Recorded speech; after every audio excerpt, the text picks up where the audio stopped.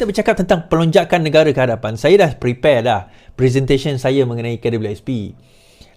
Sebab saya nak bentang malam ni, tapi saya fikir saya tunggu esok, sebab saya nak bagi pendetailan lagi apa yang dimaksudkan sebagai cagaran KWSP itu.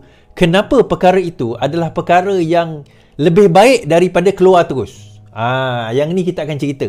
Saya akan ceritakan malam esok, insyaAllah. Kalau malam esok apa? Esok apa? Esok Selasa. Mungkinlah malam esok, boleh. Malam esok insyaAllah saya akan ceritakan pada malam esok, dan bagaimana impak dan kesan kalau kita tak ikut cara itu, kita ikut cara yang PN buat, akan menjahannamkan negara kita.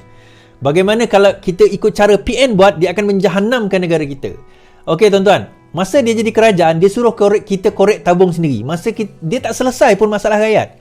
Masa dia jadi pembangkang, dia buat benda yang sama, malah dia nak suruh kita lagi terjun lagi dalam, ke dalam lubang yang dia gali untuk kita terjun dalam lubang kita sendiri, tuan-tuan.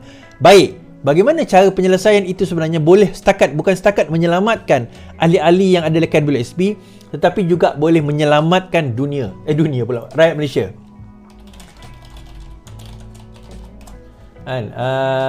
Dia boleh juga menyelamatkan apa orang kata, rakyat Malaysia, bukan setakat yang ada KWSP, yang tak ada KWSP, yang tak layak, yang tak ada langsung, sama ada di suri rumah, dia kanak-kanak, dia OKU, dia kerja gig ekonomi yang tak pernah ada KWSP. Kenapa Is? Malam esok kita cerita. Malam ni kita cerita secara umum saja. Sebab saya nak tunggu kaedah untuk pengeluaran cagaran tersebut. So saya kata Sanusi bukan sekadar jatuh di timpa tangga, muka pun dah terkena tinja. Tinja tu apa? Korang carilah sendiri tinja tu apa maksud dia. Pandai-pandai lah. Itu bahasa Melayu kita. Pengampunan Diraja Najib masukkan kenyataan hakim. KWSP lagi, pembangkang habis modal dan Rafizi jelaskan. Baik, kita akan pergi kepada cerita Najib dulu. Kenapa saya kata pengampunan diraja dia akan memasukkan elemen yang dinyatakan oleh dissenting judge hari itu. Okey, baik. Kita baca. Kenyataan hakim mahu Najib dibebaskan jadi sokongan pengampunan diraja. Kenyataan hakim mahu Najib dibebaskan. Hakim tu tak pernah kata mahu Najib dibebaskan. Okey, tapi tak apalah. Datuk Seri Najib mengemukakan penghakiman menentang oleh Hakim Besar Sabah Sarawak Datuk Abdul Rahman Sabli kepada Yang di-Pertuan Agong dalam permohonan petisyen pengampunannya. Bekas Perdana Menteri memfailkan petisyen pengampunan di bawah perkara 42 perlembagaan pada 2 September 2022 susulan Mahkamah Persekutuan mengekalkan sabitan dan hukuman penjara 12 tahun serta denda 210 juta. Peguamnya Tan Sri Muhammad Syafiee Abdullah berkata, dalam permohonan petisyen pengampunan, pihaknya menyatakan Najib tidak diberikan perbicaraan yang adil dan rayuannya langsung tidak didengar di Mahkamah Persekutuan tahun lalu serta panel hanya mendengar hujah pendakwaan sebelah pihak. Muhammad Syafiee berkata penghakiman menentang itu sudah dimasukkan dalam permohonan untuk mendapatkan pengampunan diraja dan akan dihantar kepada Yang di-Pertuan Agong pada minggu ini. Permohonan petisyen pengampunan itu sama seperti apa yang Hakim Abdul Rahman nyatakan dalam penghakimannya. Kami akan hantar penghakiman ini kepada Yang di-Pertuan Agong untuk dibaca.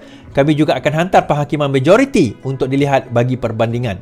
Hakim Abdul Rahman bersetuju dengan kedudukan pembelaan dan oleh itu Yang di-Pertuan Agong harus digalakkan melihat terdapat juga aspek untuk dipertimbangkan dalam permohonan pengampunan itu. Muhammad Syafiee berkata demikian kepada pemberita setelah prosiding sebutan kes pecah amanah dihadapi Najib dan bekas Ketua Setiausaha Pembenaran Tan Sri Muhammad Irwan Serega Abdullah. Dalam penghakiman 31 Mac, Abdul Rahman berkata, panel 5 hakim persekutuan yang mendengar rayuan Najib gagal memberi keputusan yang sama kerana beliau dinafikan hak untuk mendapat perbicaraan pribadi. Okey. Ni ada satu lagi kes lain Ini kes lain bersama Tan Sri Muhammad Irwan Serega ni. That's another case Tak sama dengan kes yang 1MDB, tak sama dengan kes SRC, tak sama dengan kes di mana dia kena edit 1MDB punya audit tu. So ini banyak kes. Ini kes yang berlainan. Baik. Now saya telusuri sedikit perkara ini. Pertama sekali, itu hak dia nak buat pengampunan, itu hak Najib nak buat pengampunan. Itu tak ada masalah. Bagi saya nak hantar pengampunan tu tak ada masalah. Namun begitu nak menggunakan dissenting judge punya argument untuk menyatakan perkara itu adalah apa orang kata tidak adil dan sewaktu dengannya, bagi saya it can be done, bukan tak boleh pun. Itu hak dia nak letakkan. Tetapi it's far-fetched lah, agak jauh, agak sukar lah untuk dia nak melalui perkara tersebut. Yang kedua, ini sepengetahuan saya, biasanya pengampunan diraja ini hanya di-entertain. Dia boleh nak hantar bila-bila masa hantar je. Tetapi hanya akan di-entertain setelah si yang bersalah orang kena tahan tu, OKT tu, serve 1/4 daripada hukuman. 1/4 daripada hukuman, maksudnya kalau sekiranya 12 tahun, dia dah serve lebih kurang 1 1/3 ke 1/4? 1/4 daripada hukuman. Suku ke 1/3? Tak ingat. Tapi lebih kurang 3-4 tahun dia dah serve, baru dia boleh buat permohonan untuk pengampunan diraja. Itu membuat permohonan. Tetapi kalau dia buat awal, tak ada larangan sebab tidak tertulis pun di dalam tu mengatakan 2 tahun 3 tahun ataupun 1/3 1/4 boleh buat. Tak ada tertulis dalam perlembagaan. Tetapi mungkin ada dalam peraturan, itu kita tidak pasti. Namun begitu, apakah elemen tersebut bahawa berlaku ketidakadilan itu ada? Jawapan mudahnya tidak. Kan? Seperti yang saya sebut semalam, bahawa ketidakadilan yang disebutkan oleh hakim itu pendapat peribadi beliau. Kerana dia rasa ex parte argument, bukanlah ex parte sebenarnya, tetapi Peguam Najib sendiri yang tidak bersedia. Di mana dia sendiri tidak bersedia, bukan tidak bersedia, tetapi ialah satu tidak bersedia, tapi yang kedua mereka sendiri yang nak tukar lawyer last minute, sedangkan dia ada 4 bulan untuk prepare kes tersebut. Hakim Peguam Muhammad Syafiee tadi ada 4 bulan untuk prepare, dan dia juga, kalau tuan-tuan nak tahu, merupakan pendakwa raya kes Datuk Seri Anwar Ibrahim liwat 2. Jadi dia tahu prosedur. Dia bukan orang yang tak tahu prosedur, tuan-tuan. Dia senior lawyer. Antara one of the leading lawyers dekat Malaysia ni, Muhammad Syafiee ni. Memang dia antara leading lawyer. Dia bukan tak tahu, tapi disebabkan dia tahulah, maka dia menggunakan kaedah dan taktik delay tersebut sebenarnya. Saya kata daripada dulu lagi, there is a delay tactic untuk nak drag kes tersebut, supaya sebenarnya dia nak kes tersebut dibicarakan sehingga selepas PRU. Kenapa? Kerana UMNO dijangkakan menang dalam PRU yang baru-baru ini. Dijangkakan menang.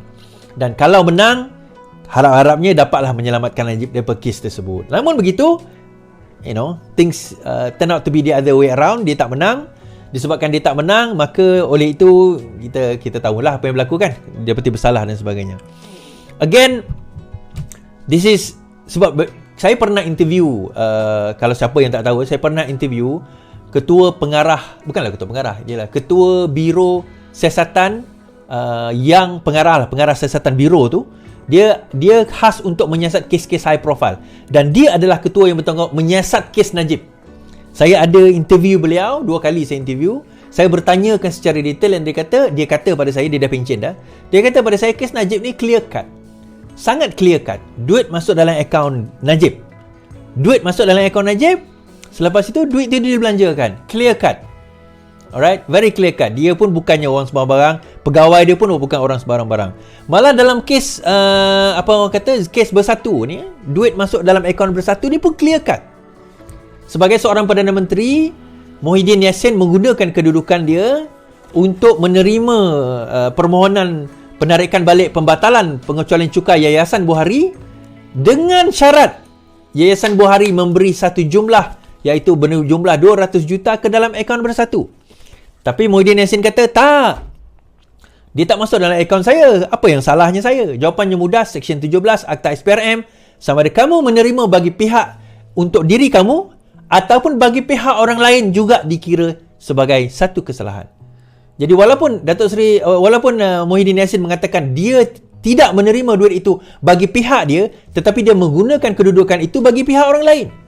Contohnya kalau saya Perdana Menteri, saya kata, dah dapat projek ni, agak-agak bagilah dekat anak-anak saya, kan? Bagilah dekat isteri saya, bagilah dekat mak bapak saya. Walaupun saya tak dapat benefit itu, tetapi mereka yang didapat pun dikira sebagai satu kesalahan. Bagilah duit itu masuk ke dalam akaun parti saya. Itu pun dikira sebagai satu kesalahan. Dan kesalahan ini, tuan-tuan, bukan setakat di bawah Akta SPRM, juga di bawah AMLA. Iaitu saya berdebat dengan Syafiq Halim kan. Dia kata, tak ada, sudah dipindahkan daripada Akta SPRM, Akta Rasuah kepada AMLA. Sekarang tengok-tengok kena dakwa di bawah Akta Rasuah kan. Okeylah, tak apa, itu regardless lah apa benda yang kau nak cakap sekalipun kan. But point is, itulah yang sekarang berlaku. Baik, sebab itu sekarang ini saya nak bawa juga tentang Hartal Dr. Hartal ni mogok Dr. KKM. Saya cuba nak memahami isu ni. Saya tanyalah beberapa orang berkenaan dengan isu ni. Hartal ini antara lain ialah dia menuntut bahawa bayaran overtime daripada RM9 sejam tu diincreasekan lebih tinggi. Ada lebih kurang 3,000 doktor kontrak yang ada di Malaysia ni. Ada lebih kurang 3,000. Di mana mereka, saya rasa tuntutan dia naikkan of course naikkan jumlah bayaran per jam itu. Kedua adalah naikkan gaji, bukan naikkan gaji, jadikan mereka sebagai doktor tetap. Isunya adalah, ini yang baru, isunya adalah yang paling utama.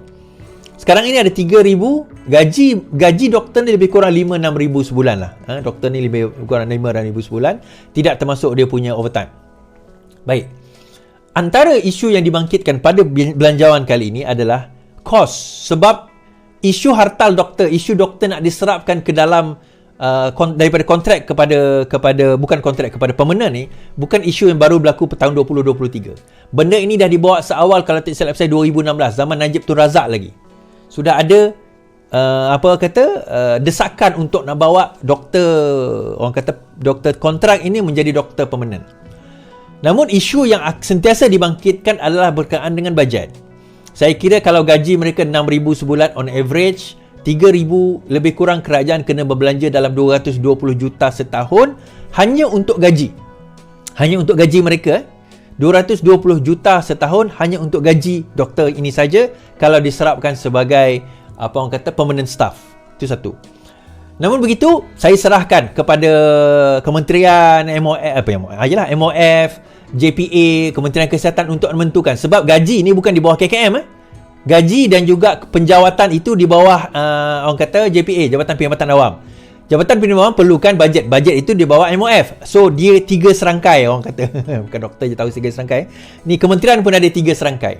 So nak menentukan sama ada dia orang ni akan boleh ke tidak tu, bagi saya sekarang ini kita memerlukan satu plan jangka panjang. Kata saya dengar seorang doktor ni cakap tadilah dalam TikTok. One of the Indian doctor, dia cakap apa? Masalah dengan KKM ni, dia kata, masalah dengan KKM ialah dia bukan masalah kerajaan, dia kata. Bukan masalah kerajaan yang memerintah. Ni masalah dengan pegawai tertinggi KKM. Ini dia cakap, bukan saya cakap. Saya cuma quote je. Ialah mereka tidak ada satu plan jangka panjang nak selesaikan masalah ini. Mereka tidak ada satu plan jangka panjang untuk nak selesaikan masalah ini. So kerajaan kena fikir, kena timbang di antara menyediakan kemudahan kepada kita, kepada orang ramai, dan juga dalam masa sama nak kena entertain permohonan meningkatkan kos. Jadi benda ni kerajaan kena pertimbangkan. Dengan hutang 1.5 trilion, Anwar Ibrahim kena fikir. Dan bagi saya, macam saya kata gitu, nak selesai masalah ni, it will take time. Saya juga pernah cerita, Anwar Ibrahim nak selesaikan masalah GDP to debt ratio tahun 1992 yang ditinggalkan oleh Tun Daim. Daripada 92 sehingga daripada 80% sehingga 32%, benda itu diselesaikan hanya pada tahun 1997, which is 5 years later. Dia akan ambil masa, tuan-tuan. Dia akan ambil masa, insya-Allah. Jadi bersabarlah, saya kata kepada doktor-doktor ni, bersabar, take your time. Teruskan permohonan anda. Saya tak kata anda tak boleh. Teruskan permohonan anda, kemukakan permohonan anda, put your grasses. Tapi bagi saya, kalau anda mogok sekarang ini, it will not solve the problem. It will not solve the problem. Sebab lainlah kalau anda mogok zaman Najib memerintah dulu, sebab dia dah lama jadi Perdana Menteri. Ini baru jadi Menteri, kamu nak mogok, agak-agak lah. Kan? Agak-agak lah. Kan? Jadi, dan benda ini sebenarnya didalangi. Rupanya bila kita cek, tuan-tuan, doktor ada Malaysian Medical Association, MMA, tidak mendalangi hartal ini. Juga beberapa kumpulan-kumpulan NGO kecil doktor juga tidak mendalangi hartal ini. Hartal ini dikatakan berlaku atau mogok jangka berlaku pada hari ini tidak berlaku. Rupa-rupanya disiasat beberapa orang daripada kalangan orang Perikatan Nasional yang duduk bersama, yang memang juga doktor lah, yang insight benda ini sebenarnya. Jadi kita tengok how far they can go. Majoriti doktor-doktor ini tak ada isu pun. Bukanlah tak ada isu dia orang tak ada permintaan. Ada. Dia orang ada permintaan. Tetapi bukanlah sampai ke peringkat nak hartal tu. Malah MMA, Malaysia Medical Association pun tidak sampai ke peringkat hartal. Dia letak permintaan, which is fine, tak apa. Nak letak permohonan, nak letak permintaan, nak letak demand, itu bukan isu. Itu bukan permasalahan. Permasalahan dia bila sudah menjadi kepada hartal, kepada mogok. Kita kata, yang memberi impak kepada siapa? Kita ni semua ni. Kita ni semua. Atas desakan siapa? Bila kita siasat, ada beberapa kerat doktor perikatan yang menyokong Perikatan Nasional. Yang menyokong Perikatan Nasional ini yang insight perkara ini. So kerajaan kata, tengoklah nanti macam mana. adakah tindakan yang akan diambil kepada mereka atau tidak. Bagi saya, tuan-tuan, bagi pelan, buat perancangan, biar kerajaan ini buat perancangan. Sebab ini kerajaan baru. Dia take over baru. Biar mereka yang melakukan perancangan. It will take time. Duit tu bukan turun daripada langit. PKP baru saja berlalu. Hutang ditinggalkan trilion, tuan-tuan. Bukan bilion lagi. Trilion dah. Malah YB Kevin Yee pun bercakap pada hari ini. Dia kata, mogok atau tidak, jangan abai tuntutan doktor kontrak. Ini doktor juga, Dr. Yee ni, daripada DAP Kuching. Ahli Parlimen Bandar Kuching, Kelvin Yee berpendapat bahawa tuntutan substantif yang ditubuhkan oleh kumpulan berkenaan tidak boleh diabaikan. Ini berlaku setelah kumpulan kesihatan seperti Persatuan Perubatan Malaysia, Malaysian MMA dan Hartal Doktor Kontrak menjauhkan diri daripada kaitkan dengan mogok 3 hari itu yang sepatutnya bermula hari ini. Malah kumpulan yang dinamakan Hartal Doktor Kontrak pun tidak terlibat di dalam dikatakan Hartal Doktor ni. Sama ada saya bersetuju atau tidak berpendapat setiap permintaan boleh dilaksanakan atau tidak, saya rasa intipati tuntutan mereka munasabah dan ia sepatutnya satu perkara yang sebelum ini juga kita gesa. So maksudnya tuan-tuan, macam saya kata tadi, daripada segi tuntutan tu tak ada isu. It's just a matter of time. Namun begitu mogok yang dia katakan nak dilaksanakan tu pun, Hartal Doktor Kontrak yang mana satu kumpulan, dia memang nak buat hartal zaman PN dulu kot, pun kata dia tak terlibat dalam 3 hari ni. Even MMA, Malaysia Medical Association pun kata dia tidak terlibat dalam apa yang berlaku dalam 3 hari ini. Okay, jadi siapa yang terlibat sebenarnya? Jadi itu menjadi satu persoalan kepada kita lah. Alright. Baik, habis cerita tu kat situ Hartal Doktor, kita akan bagi perkembangan terbaru kalau sekiranya ada perkembangan terbaru.